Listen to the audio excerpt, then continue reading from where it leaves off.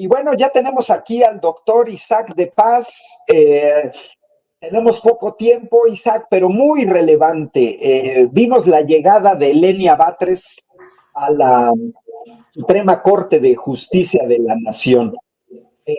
La vemos con un discurso que llega con todo, ¿eh? En donde marca, bueno, me dice producción que nos podemos extender hasta las 3:10, que yo creo que me gustaría, Isaac, pues para tener un poco más esta perspectiva. Llega con todo Lenia Batres, al igual que Guadalupe Tadei del INE, renuncian a toda esta serie de privilegios injustificados de los ministros de la Suprema Corte.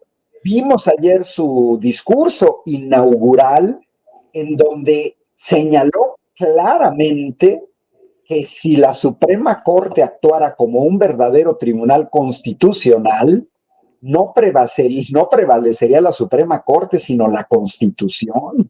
Y además también, Isaac, Lenia Batres, pues hizo referencia a estas intromisiones del Poder Judicial en otro poder que es el Poder Legislativo, y cierro esta introducción, pues no a los niveles de Javier Milei en Argentina, que llegó a brincarse totalmente al Poder Legislativo, pero sí hemos visto cómo el Poder Judicial ha llegado a extremos tales de querer revertir decisiones del legislativo, incluso argumentando el tiempo en el que se discutió.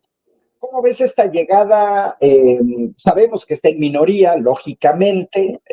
Hoy Yasmín Esquivel le da una bienvenida cordial.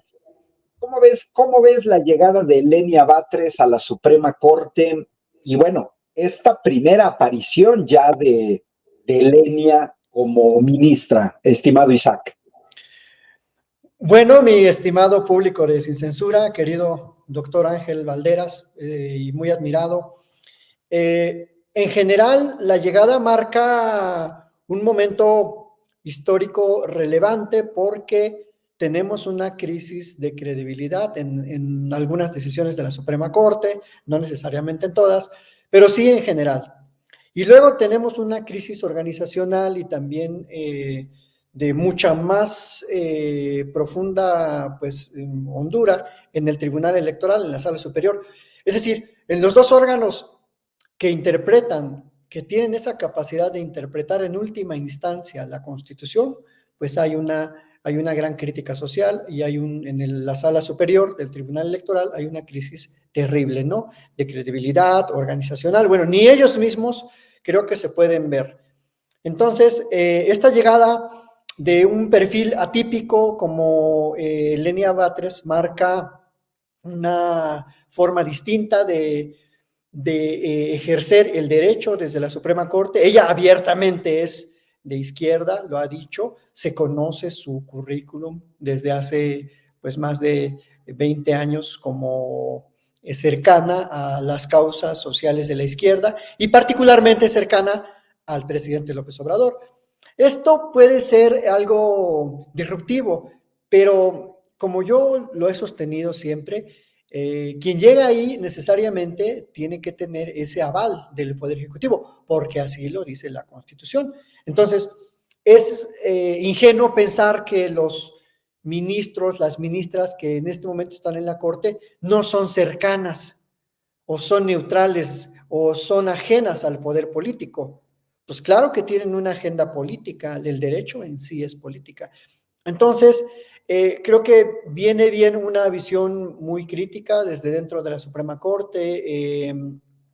Efectivamente, ella ha puesto el dedo en la llaga sobre esas facultades que la Corte se ha arrogado para sí de invalidar leyes, metiéndose a lo más recóndito del proceso legislativo, de los procedimientos ante las cámaras, de verificar los tiempos. Y eso es algo que ha instaurado la ministra Piña ya desde hace algunos años. De oficio ha revisado el procedimiento legislativo, cosa que yo no comparto desde luego, porque ningún tribunal revisa de oficio vicios en los procedimientos, ninguno, ni siquiera como lo dice la ley de amparo en materia penal o en materia de de agraria, no lo hacen realmente. En la realidad, en los juicios de amparo, no se meten así de manera tan minuciosa a revisar si hubo errores para darle la razón a la otra parte.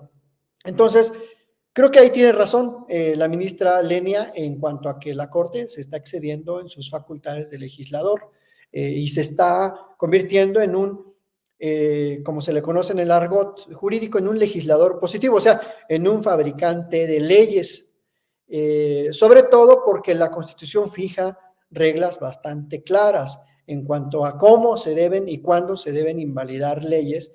Y eso es la crítica que se le hace a la Corte, que no ha seguido esas reglas para la invalidación de las leyes y se ha ido por otros caminos que realmente ni resuelven el problema de fondo y dejan subsistentes leyes que ya ni existían, al anular las nuevas leyes que ha hecho el legislador democráticamente electo. Entonces, es una crítica fundada. Habría que repensar desde el constitucionalismo qué va a pasar con ese tipo de normas y creo que en general ha recibido una de parte del sector formalista, del sector buena ondita del derecho, del que piensa que la Corte es el castillo de la pureza, pues claro, ha recibido muchas críticas, que es abiertamente partidista, que es abiertamente de izquierda, pero se les olvida que nuestra Constitución, y muchos se jactan de eso, es una Constitución social, es una Constitución que precisamente quiere reivindicar los derechos de las minorías. Ese fue el origen de la Constitución del 17, que reformó la del 57, por cierto, ni fue una Constitución nueva. Justicia social, derechos agrarios, derechos de los pueblos originarios, derecho a la educación, derechos de las clases trabajadoras. Y creo que la ministra Lenia no va a desviarse por otro camino, que no sea el de esas rutas. Me llamó la atención mucho en su discurso que hace alusión a que la Corte en esta nueva integración debe de seguir el camino de los derechos sociales, porque efectivamente la vivienda se ha descuidado en México como derecho, no existe. No existe un derecho a la vivienda como tal. Existen créditos, existen gente que puede comprar su casa, pero un derecho como tal no existe. No existe realmente la protección al ambiente en macro casos que hemos visto de empresas que contaminan, que pueden dañar todo un ecosistema. Ahí tenemos el caso del río Bacanuchi en Sonora. Y esos derechos han sido muy débiles, el derecho a la cultura, el derecho al deporte, el derecho a la ciencia, por ejemplo. Son derechos olvidados, que nunca han sido planteados a un nivel de la Suprema Corte. Y creo que esa visión de justicia social de la ministra Lenia puede renovar los ímpetus de una Corte más cercana a los intereses sociales y de una Corte, en consecuencia, que respete la Constitución y que no, como dice la ministra Lenia, que no se ponga encima de la Corte a la propia interpretación, ¿no? Sino que sea la Constitución la máxima norma que rige nuestras vidas política y socialmente hablando. Entonces, creo que es una crítica fundada, pero bueno, pues ahí hay muchos detractores y creo que no abona en un análisis crítico el defender a ciegas a una Suprema Corte que se ha alejado, en algunos casos muy importantes, se ha alejado de los intereses populares, doctor.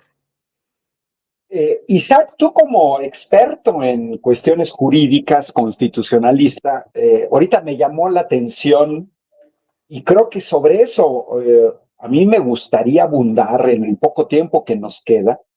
Esta pantalla, porque no es real, de quererse presentar a los ministros como a políticos, criticar el nombramiento de Lenia Batres, el mismo de Yasmín Esquivel, toda la campaña que se desató para que Yasmín Esquivel no presidiera la Suprema Corte, cuando todos sabemos que la presidenta de la Suprema Corte, Norma Hernández Piña, pues fue nombrada por Enrique Peña Nieto, promovida por Enrique Peña Nieto para llegar a ese lugar, y que los demás, no todos, pero los que estaban antes del gobierno de la 4T, pues fueron propuestos por Vicente Fox o fueron propuestos por Felipe Calderón. Recordarás que Cedillo llegó a cambiar a todos los jueces.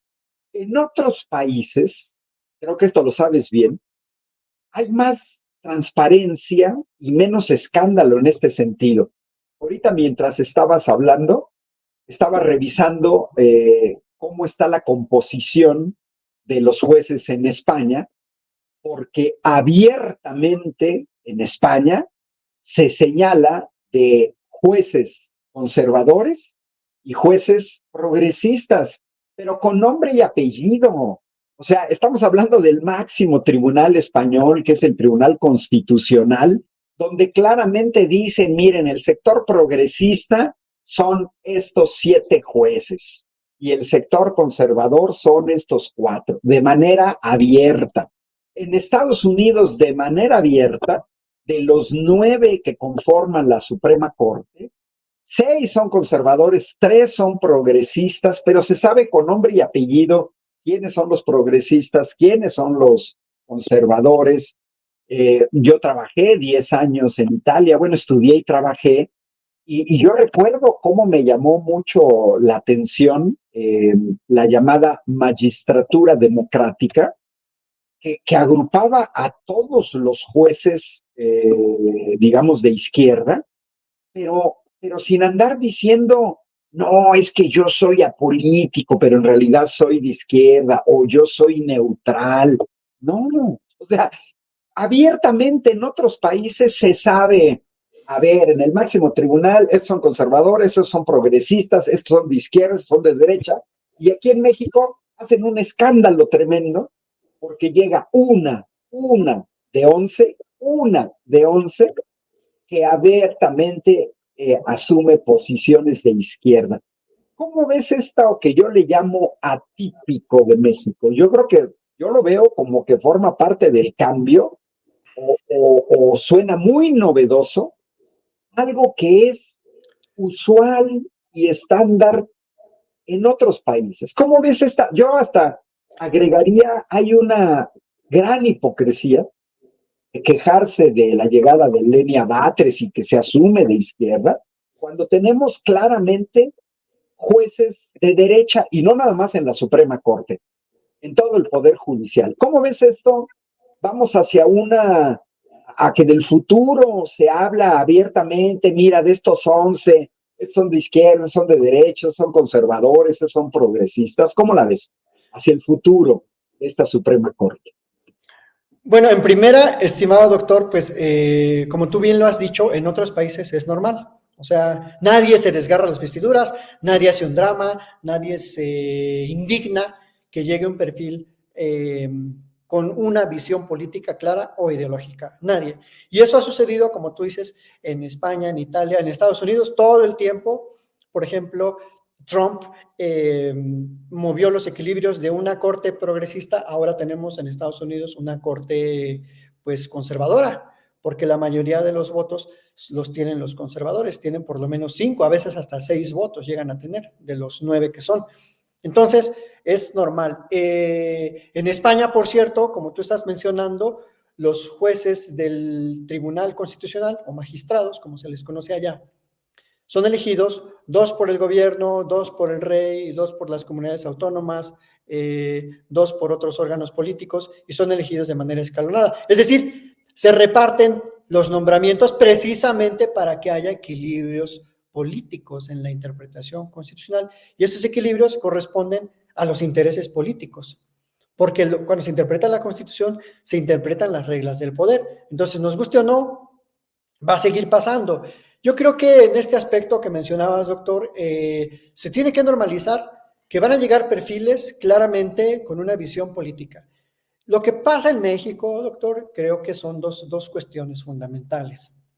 Que siempre habíamos tenido una corte conservadora, pero sotto voce, o sea, casi nadie se atrevía a decirlo, ellos no lo van a reconocer, pero si uno ve sus resoluciones, son claramente una corte conservadora desde el 94 para acá.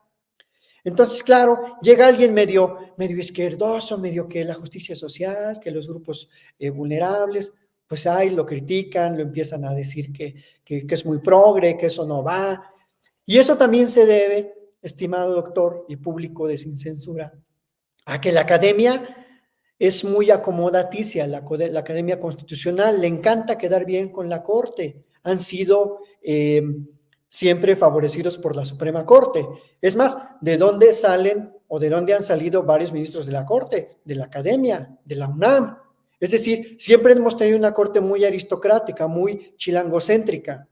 Los ministros que han llegado de carrera judicial han sido del primer o del segundo circuito. Nunca vamos a ver un ministro del circuito de por allá de Yucatán o de Baja California o de Nuevo León. No, siempre el chilangocentrismo domina la visión jurídica de este país. Entonces, ahí está el detalle, que ha sido una corte con una visión muy elitista de la Constitución, muy del centro del país, y ahora que llega un perfil distinto, pues como que ahí les mueven el tapete y se indignan algunos personajes, ¿no? De la comentocracia jurídica, de la comentocracia académica.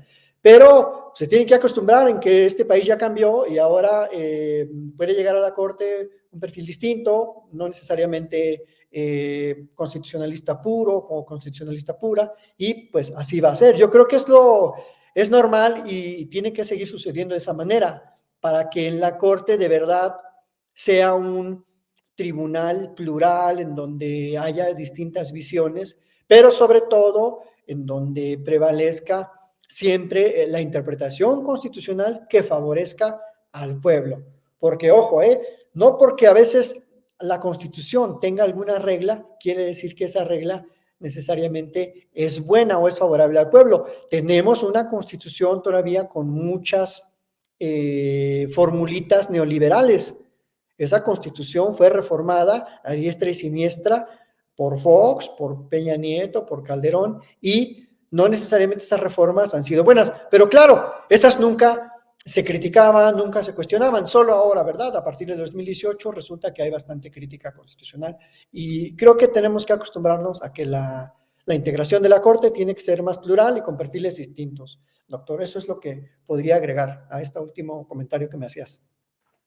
Bueno, estamos cerrando el programa, Isaac. Nos quedan 4 minutitos. Desde fuera, los que no somos abogados, hemos visto las determinaciones, sobre todo de estos jueces ligados al sector económico, de los tribunales de competencia económica, pues favorecer a transnacionales extranjeras por encima del interés nacional, que también es una cosa absurda, porque pues a lo mejor tú puedes ser un juez de derecha, un magistrado de derecha o un ministerio público de derecha, pero eso no implica que atentes contra los intereses de tu patria. Para cerrar, Isaac, ¿cómo ves esta propuesta de Andrés Manuel de bajar hasta el nivel de la gente en la elección de los magistrados? ¿Es viable? ¿Es posible? ¿Lo consideras sano? 3 minutitos y cerramos, Isaac. Pues mira, es viable, doctor, es posible y es sano porque nos obliga a quienes nos interese de alguna manera participar en las decisiones constitucionales de este país a dar la cara, a mostrar nuestro perfil, nuestro currículum, nuestros productos constitucionales, en nuestra trayectoria y no nada más que sea un concursito por ahí del que nadie se entera o un examen o en el que se excluya a buena parte de la comunidad jurídica, que hay mucho talento en este país, en las universidades, en los juzgados, en los tribunales, e incluso en el ejercicio de la postulancia, en el ejercicio de la abogacía, como la gente que litiga. También hay mucha gente muy talentosa que merece, ¿por qué no?, participar en la integración de la judicatura, sobre todo de juzgados de distrito, tribunales colegiados, y ¿por qué no?, la Suprema Corte. Creo que es algo sano.